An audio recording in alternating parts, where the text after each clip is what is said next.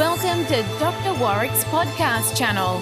Warrick is a practising cardiologist and author with a passion for improving care by helping patients understand their heart health through education. Warrick believes educated patients get the best health care. Discover and understand the latest approaches and technology in heart care and how this might apply to you or someone you love.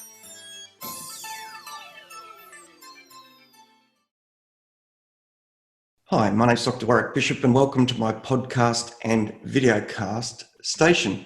Today I'm absolutely delighted to have as a guest Dr. Ilcheff, who's Director of Liaison Psychiatry at the Royal North Shore Hospital in Sydney. Welcome, Ralph. How are you? I'm well, thank you, Warrick, and thanks for having me on. Look, I'm so pleased to have the opportunity to pick your brains about the process of recovering from a cardiac event, because I think that mental side of it is just so important. So, my imagination is that as a liaison psychiatrist, from time to time, you actually confront people who have just had an event. What's your read or feel with them, Ralph? Well, I think psychiatrists maybe think about it a bit differently from cardiologists. I work in a large teaching hospital, and for those who don't know what a liaison psychiatrist is, it's a psychiatrist who sees people who have both medical and psychiatric problems, I suppose. So a large group of people that we see are people who have been hospitalised for a cardiac event and who are having some kind of issue with adjusting to it. And that issue might be acute anxiety, it might be low mood, but sometimes it might be a pre-existing mental health problem that's been stirred up or worsened by a cardiac event. So I guess, as I say, as a non-cardiologist, I come to it almost as cleanly as a patient does. We don't think about hearts very much. They're just these pumps that kind of work in our chests, and then suddenly something happens and they stop working, or they stop working properly, and you get this terrible shock to your system, this very profound sense of your own mortality, and you're in the hands of these medical and health professionals, and you've got to try and make sense of this extraordinary thing that's happened to you. We know that it's very, very common for people to have kind of acute, what are called adjustment reactions, anxiety or mood problems, things that are sort of collectively known as cardiac blues, and they happen very commonly. And for most people, those things are brief, self-correcting things that don't really need any intervention.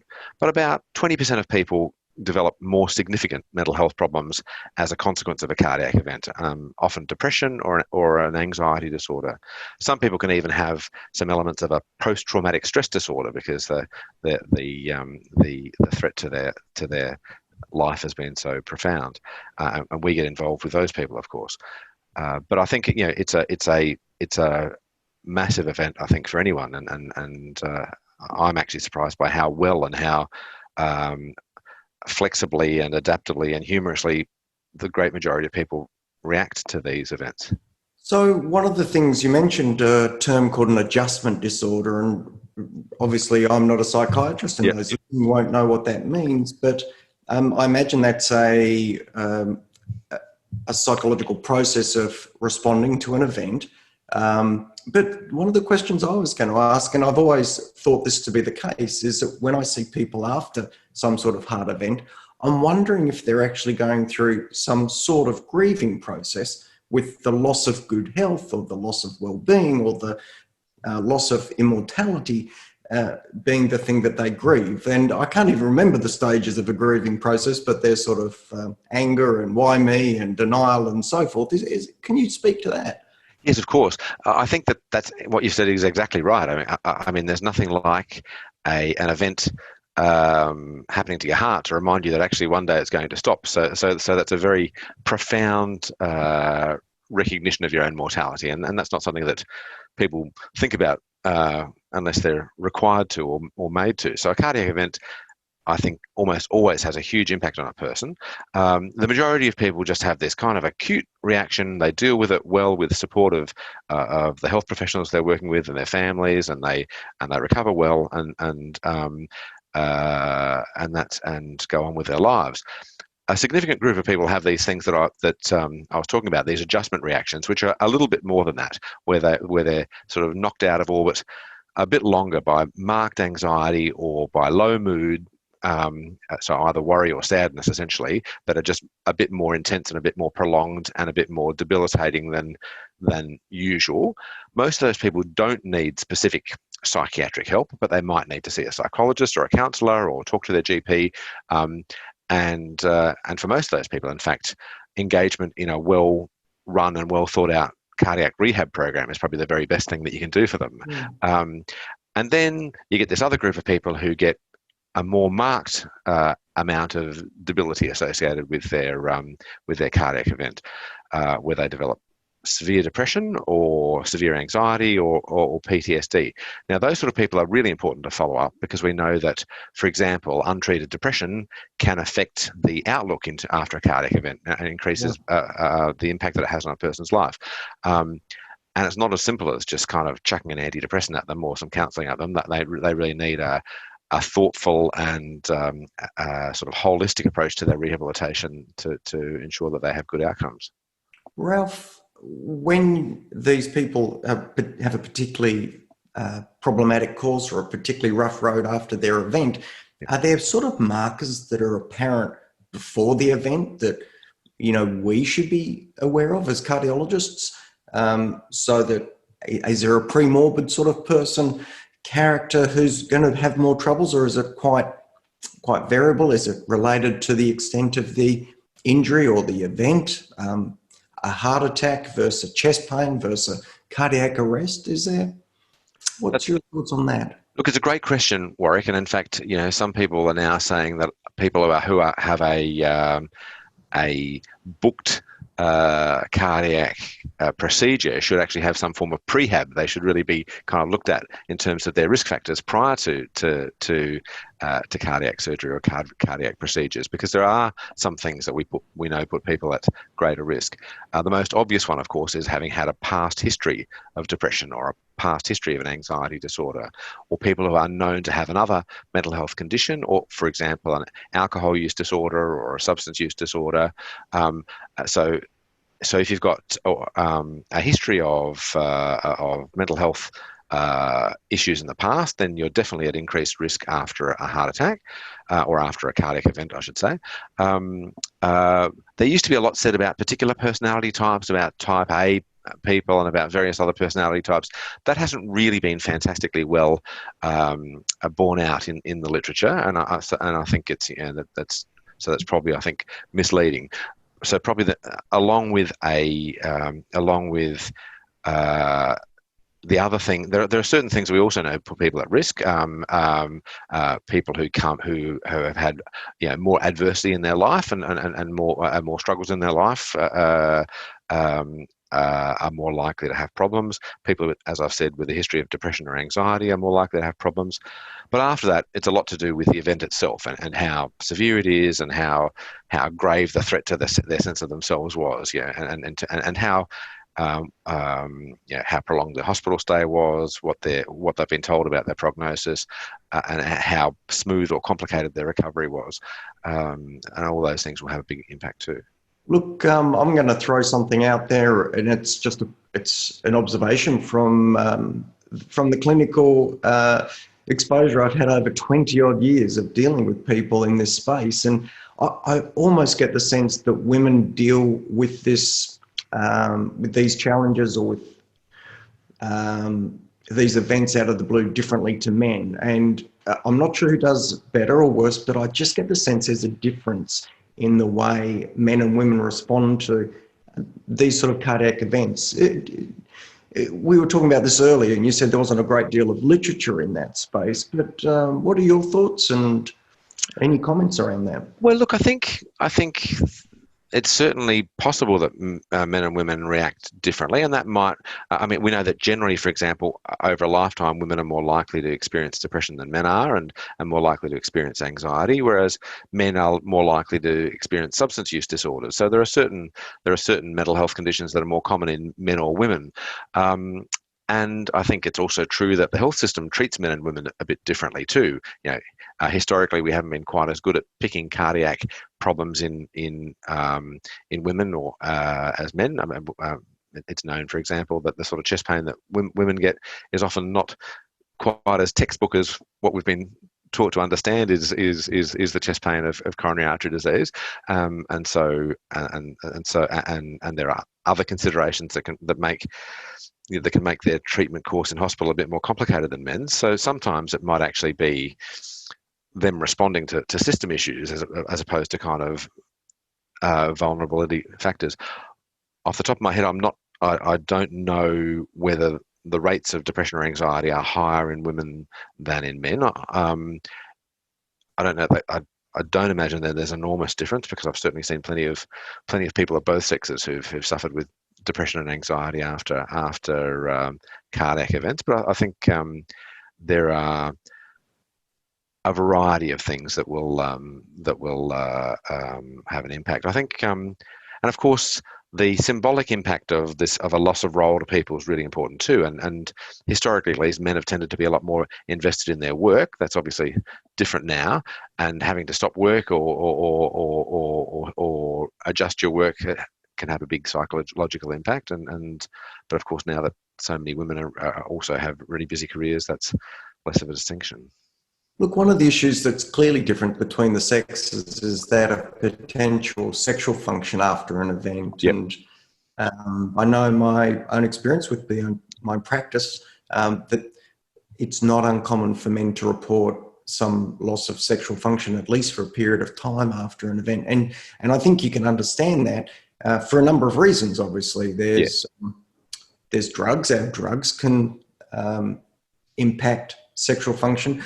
But there must also be a fear of an event potentially occurring at any time, and it must play on people's minds. Do you have a role in dealing with patients in that space with difficulty with sexual function? And presumably that's different for men and women as well? Absolutely. I think certainly when I've seen concerns expressed by both sexes, but probably the ones that come to mind most have been males who've been really worried about, both worried about resuming sexual function just because of their concerns that it might trigger another cardiac episode, and also because of people who are having problems with sexual function, either with arousal or in the case of men with achieving an erection or ejaculating, and as you say, that can be due to all sorts of factors, including cardiac medications. And of course, for people who are on medications for their mental health, there are antidepressants can also have an impact on sexual function. So there are lots of reasons why it can be a bit of a minefield for people in the rehab period, and it's a really important part of recovering a healthy and full life, and it's probably something that isn't as fully followed up and monitored as it should be. It's a very important issue, and I think it is often skirted around and sort of pushed to one side, I think, but it's very important. Look, one of the other things that I think that I've again observed is the importance of having a solid and supportive, important other in your life, your partner. But that there must be times when dynamics with the partner are stressed or strained, or the partner themselves may unravel.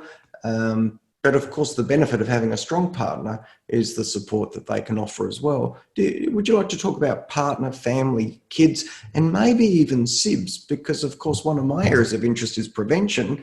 And if Mr. John Smith at 55 years of age has a heart attack, that's pretty young. The first thing I'd be asking is, have you got brothers or sisters? But, yeah.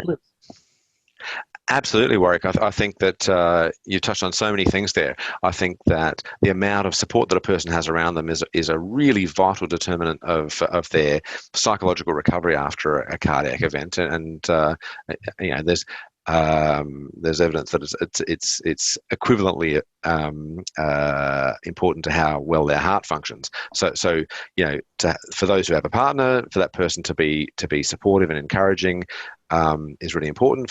For those who don't, then certainly the role of close friends, sibs, children, parents. It's really not something you want to be going through as an isolated person. You really need to have people on your side.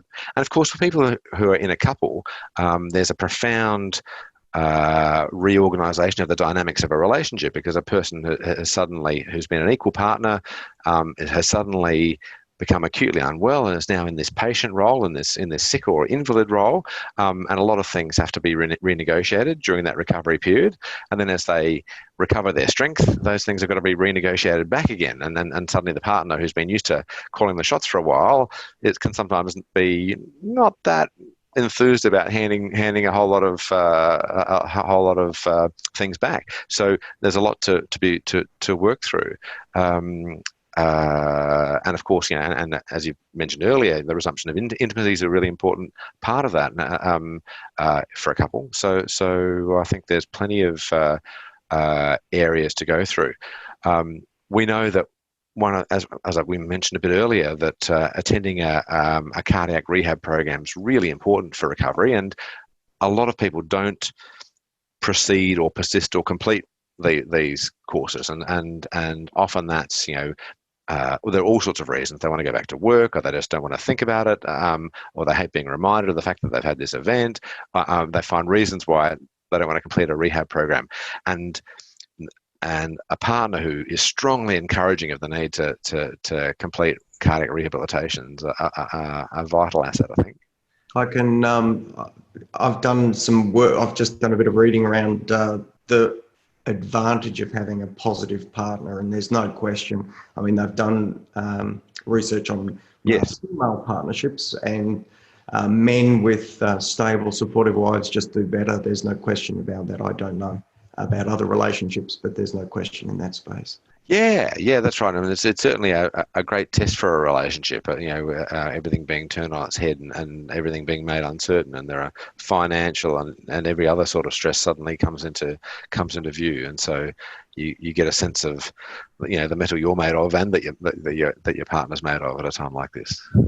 So thanks, Ralph. One of the other things that I sort of tend to have observed, or I think I've observed, is a difference in the response that people bring to their event based on their age. And it almost seems like there's far more pragmatism and far more awareness of the transitory nature of life in our older patients who suffer events. They just seem more phlegmatic about it, which I guess is understandable, and the younger far more concerned, which I guess also makes sense. Do you see that? Is that a...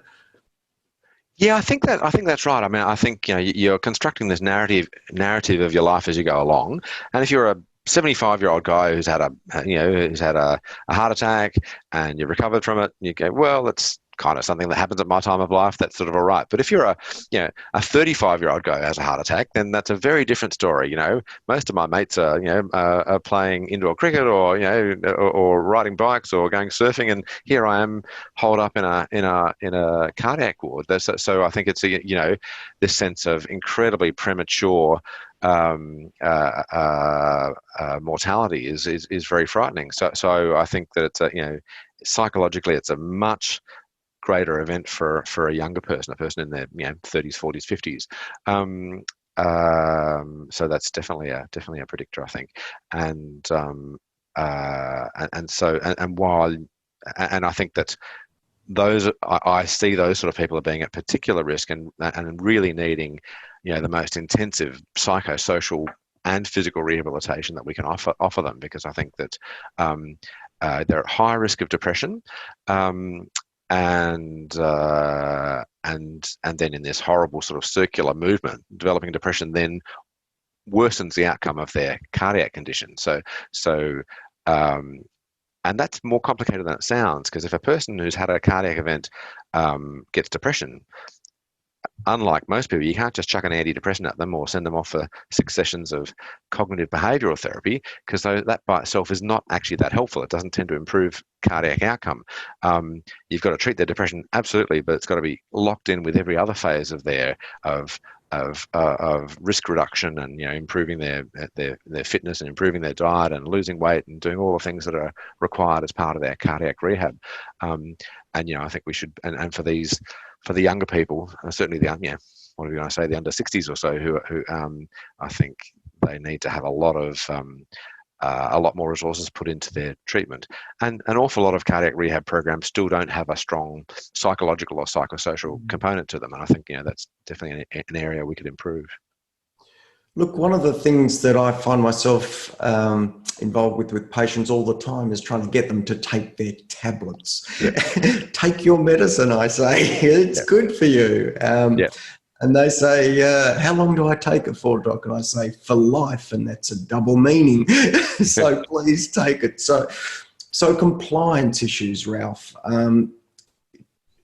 Do you think that people have had a bypass, a major procedure with a big scar and aches and pains, do you think these people are psychologically better prepped because they had a greater impact than someone who's wafted in with a little bit of chest pain, gets a stent, gets back to work a week or two later, barely a hair out of place, maybe a puncture site in the wrist or the leg? Tell me about your thoughts on compliance and taking your medicine. Yeah, look, I think that's right. Medication adherence is a real problem, and the best thing for it is the quality of the therapeutic relationship they have initially with their cardiologist and subsequently with their GP. Never underestimate the importance of explaining to them exactly what these drugs do and exactly why they're so important. And we're not just saying this to fill up the consult time and because we've got nothing else to do, or because we want this drug company to take us away to a conference. We want you to take this pill because there's really, really good evidence that it will improve your outcome. So I guess it's also, but I think that the pushback from the patient's a good reminder to us. Well, now, is this medication regimen as clean and efficient as it can be for this person? Are there any pills that we could get rid of? Because as you know, doctors are fantastic at prescribing medication, and we're terrible at stopping prescribing medications, and people just kind of accrete medications like barnacles over time. So every now and then, someone's got to look at them and say, do you still need to be on that cholesterol drug? When do we check your cholesterol? I think as long you've got to be satisfied in your own mind that there's an absolutely powerful indication for them to be on that medication, and then you've got to persuade them to stay on it. But adherence is a big issue, and obviously really important. Do you think the more profound nature of having your chest literally cracked open for bypasses focuses people's attention? Oh yeah. Nothing like a thoracotomy scar down your chest to remind you that this is real, for sure. So I wanted to ask you this as well. There's no question of the value of rehabilitation, emotionally, but also physically, and as part of the process of recovering. There's no doubt about that at all. But are you aware of any potential pit holes or traps within the rehab process? And I'm just going to mention that I've observed some patients who go along and they compare number of grafts, for example. I've had 6 grafts and Terry only had 2. I was clearly worse, so there's a bit of number of graft bragging goes on. Yeah. Oh, look, I think like every therapeutic group, there's always the risk that it'll develop an unhealthy dynamic, that it will get kind of captured by some large personality that has his or her own ideas. And so I think that those groups have to be really well run and really well facilitated, and people have to be reminded that everyone's story is different, and it's not actually that relevant whether that one person had 4 grafts and another person had 2. There are lots of other really important factors here. So look, I think you're right, but I think but at least one of from my point of view, one of the great advantages of a rehab program is at least those people are being seen and reviewed and seen by sort of skilled health clinicians on a regular basis, and people will notice if people are not coming to sessions or if they're not saying very much, or there are some things that are predictors of a bad outcome, and it can be people with persistent physical symptoms that don't settle down, people with unexpected reduction in exercise tolerance, or that isn't accounted for on from some cardiac factor, people who stop coming to sessions, people who just seem very kind of detached or whose mood deteriorates, and it's great to have a rehab program, and so that those sort of people get picked up, and then and hopefully someone at least talks to their GP about some follow-up for them to make sure that they are getting the psychological and psychosocial support that they need. I think, of course, there are definitely risks whenever you get a group of people together, but I think that there's and people do get competitive, but I think overall the rehab process is a really good one.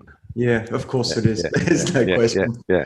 Look, Ralph, for someone who might be listening or has the chance to read this later, because we'll transcribe it, are there any signposts or flags or points that the individual who's gone through a cardiac event or the loved one of that individual should be keeping an eye out, something that would perhaps be the trigger for them to follow up with their GP? Look, probably the loved one, but especially because they're the ones who, the person who's closest to the person, whether it's their partner or their close friend or their parent or their child that's caring for them, or whoever sees the most of them. There's a few things to be aware of, and I think medication non-adherence is often a sign that a person's pretty disengaged from the process and a bit getting a bit fatalistic about things, and that can be a sign of depression. People who the symptoms of depression that people ought to be aware of, that they occur in sort of three clusters. There's the emotional symptoms, of course, like sadness, teariness, social withdrawal, a sense of a foreshortened future, a feeling of pessimism and hopelessness about everything. But those emotional symptoms are just one part of it. There are also physical symptoms, which can be quite hard to tease out from the physical symptoms that people have just had a big cardiac procedure go through. Things like fatigue, loss of appetite, sleep disturbance, loss of sexual interest, loss of pleasure in ordinarily pleasurable activities.